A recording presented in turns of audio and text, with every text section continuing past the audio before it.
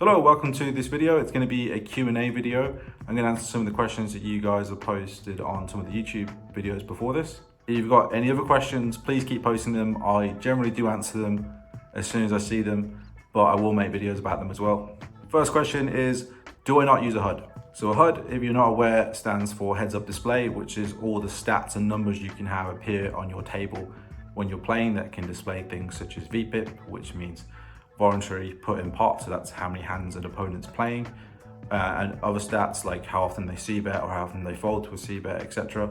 I personally don't use a HUD when I'm playing, but I do use my tracker, which is the thing that allows you to use a HUD after I'm finished playing, to go through my hands and look at my own results and look what I'm doing. I don't think HUDs add that much advantage in the game. Some people disagree with that. This is just my opinion. But for me, I just focus a lot on what I'm doing and trying to use my own judgments in the game.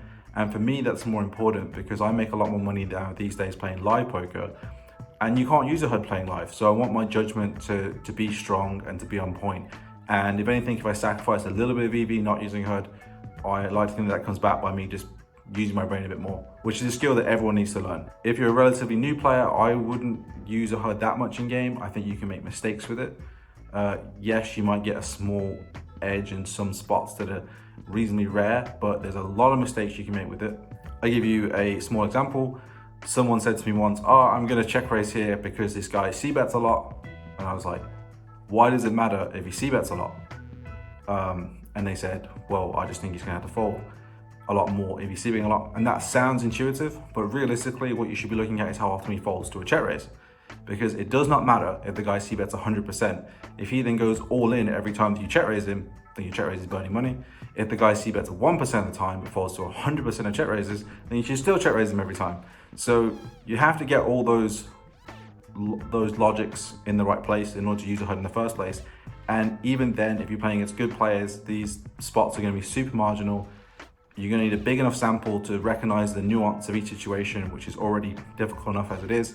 And then you've got to get that decision right. And all that combined together, I don't think it makes that much of a big deal. If you need a HUD to spot that someone's playing every single hand, then you're just not paying attention enough in the game. Although you definitely should be looking at your own stats, looking at what you're doing. Maybe you're not doing something enough, maybe you're doing something too much after the game when you've got a big enough sample that those stats mean something, and maybe using a coach to figure out what's going wrong. But during the game, I don't think it's that important. Question number 2, do I teach or have an online class?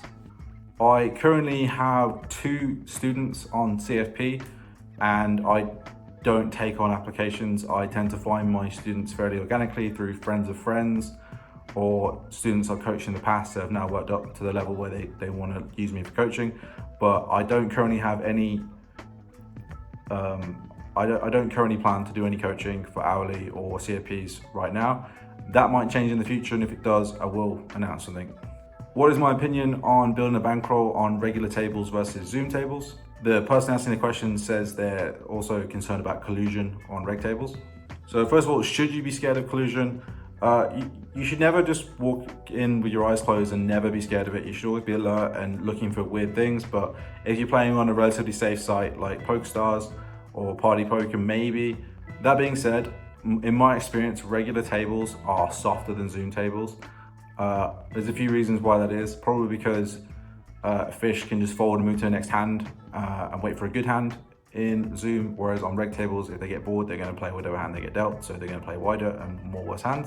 So specifically for building a bankroll, you should definitely be playing reg tables, not Zoom. But for practice and for getting better, you should be playing Zoom.